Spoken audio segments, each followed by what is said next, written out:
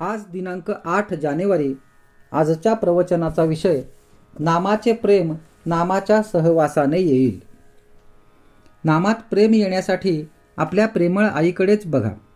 मुलाला जरा ताप आला तरी आईच्या पोटात धस्स होते. अन्न गोड लागत नाही, झोप लागत नाही, अशा अनेक गोष्टी होतात. थोडक्यात म्हणजे तिला सर्व बाजूंनी अस्वस्थता उत्पन्न होते.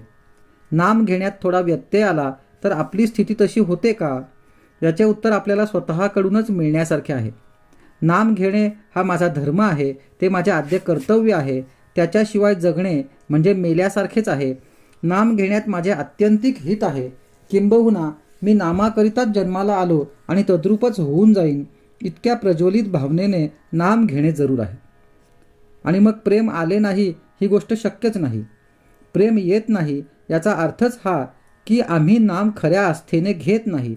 या सर्वांवर उपाय म्हणजे नाम घेण्याच्या निश्चयाने ते जसे येईल तसे घेत राहणे. तेच नाम आपल्याला एक पाऊल पुढे नेऊन ध्येय गाठून देईल. परिस्थिती चांगली आली म्हणजे नाम घेईन असे म्हणणारा मनुष्य नाम कधीच घेत नाही. नाम हे मनात किंवा उच्चार करूनही घेता येते. नामात राहावे म्हणजे अंतःकरणाची शुद्धता होईल आणि अंतःकरण शुद्ध झाले की भगवंताचे प्रेम येईल.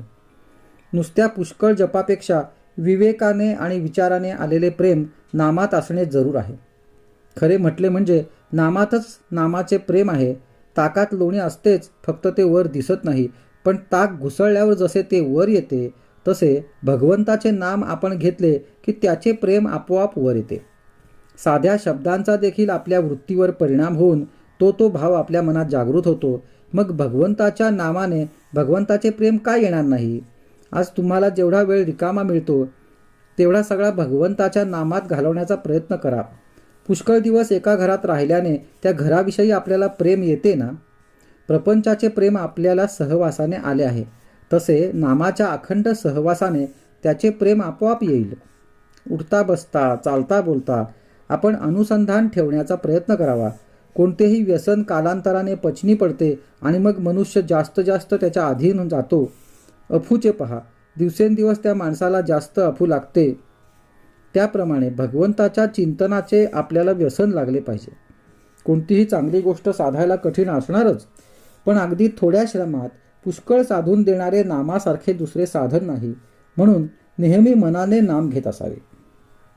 आजचा सुविचार: नामात प्रेम यायला 1. गुरूंना ते आवडते म्हणून घ्यावे, किंवा 2. नामातच माझे कल्याण आहे या भावनेने ते घ्यावे.